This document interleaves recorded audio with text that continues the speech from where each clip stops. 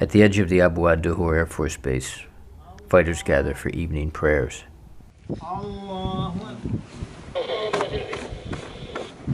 They are interrupted. A mortar round lands just behind their building.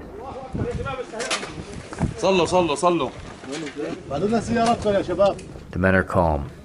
They collect their weapons, finish prayer, and begin to fan out toward other buildings. This is C.J. Chivers reporting for the New York Times in Syria. These are rebels in Idlib Governorate. They are associated with the Free Syrian Army, which seeks the overthrow of President Bashar al-Assad.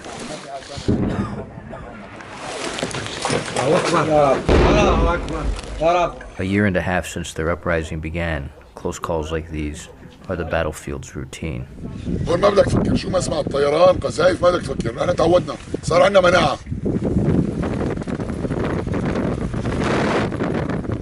The arc of conflict in the countryside here presents a chronicle of the battle for Syria.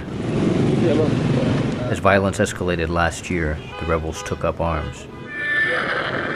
Now an area roughly twice the size of Rhode Island is under their loose control.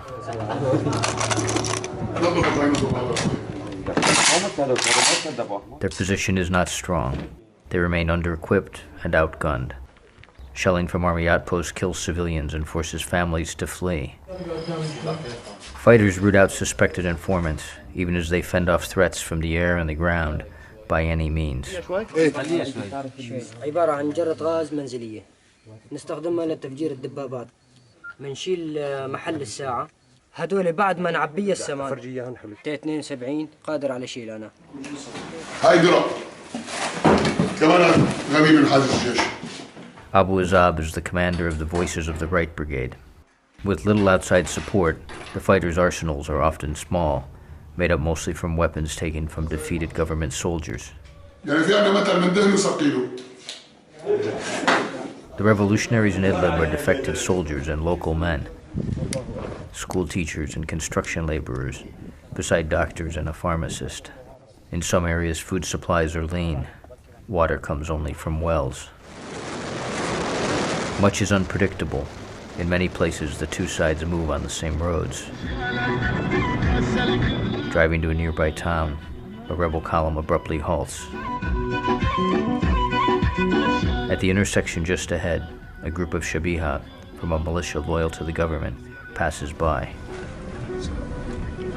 If the rebels are spotted, a fight could erupt. They go unseen. The potential for violence awaits around every corner, whether from the ground or from the air. Since the start of the summer, government helicopters and jets have chased the rebels in the countryside, targeting villages and neighborhoods that support the uprising. The rebels have fought back. Equipped with captured arms, they positioned themselves this summer at the edge of the Abu ad-Duhur air base, trying to shoot down the warplanes when they take off or land. They're hunting the aircraft that hunt them, grounding planes that otherwise could attack their homes or be used in other battles, as in Aleppo. Jamal Maroof, a 37-year-old contractor, and his fighters are famous throughout Idlib for shooting down Syrian MiGs.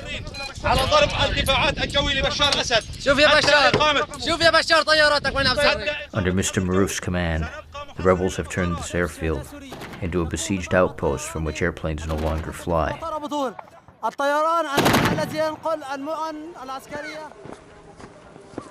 In a town near his mountain home, Abu Azab walks through a cemetery filled with freshly dug graves.